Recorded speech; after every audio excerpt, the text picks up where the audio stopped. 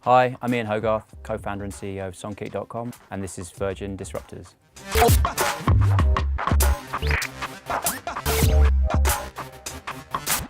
So Songkick is an application to make it easier to go to more concerts. It works on your iPhone, on your Android phone, on the web, and it looks at all the music you listen to, whether that's on iTunes or Spotify or Pandora or wherever, and then it combines that information with the biggest database of concerts in the whole world, everywhere you could possibly want to go and see a concert. And it tells you when the artists you listen to are announcing shows in your city and helps you buy tickets. From where I sit thinking about concerts all day, I think the biggest impact that streaming services like YouTube or Spotify or SoundCloud have had is really about lowering the barriers to checking out new music. And the classic example was this act from South Africa called Die Antwoord. I watched a video of theirs on YouTube, and within days of them putting that online, hundreds of thousands of other people just like me all over the world had watched that music, and that level of discovery and visibility is probably the biggest transformation. In terms of the live side, that just means there's more and more appetite to see those artists live earlier in their careers. The number one thing is to bring artists and fans closer together. I think the closer artists and fans are connected, and that's the great promise of the internet, the more equitable things are going to be.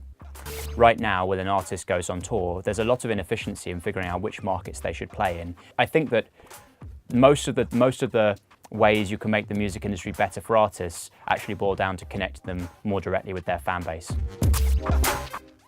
My personal view on the future of live music is that the industry is much, much smaller than it will eventually be, because right now the way it's conducted hasn't really managed to keep pace with the growth of the web and the growth of streaming services. And I think that if you look at the average American, they go to one concert a year, which I think is a lot lower than it really would be if it was made incredibly accessible and easy to go to concerts. I think maybe they go to 2 or 3 or 4 concerts a year.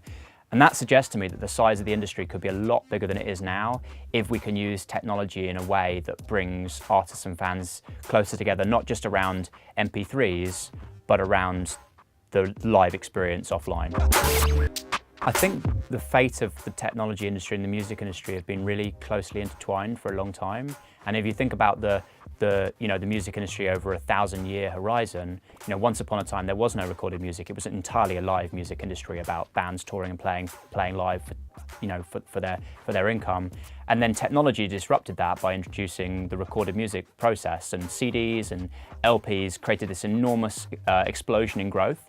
And then technology took that away with the birth of file sharing and the web, and it's bringing it back now with streaming services and increasingly technology impacting the live experience. So I think it's a sort of an ebb and a flow, but over the long haul, I think that technology has improved a lot of musicians and improved a lot of music fans. I think if you compare where we are today with where we were 1,000 years ago, things have gotten consistently better over time. And I think we're going through one of the most exciting periods in terms of the music industry in growth mode as opposed to decline.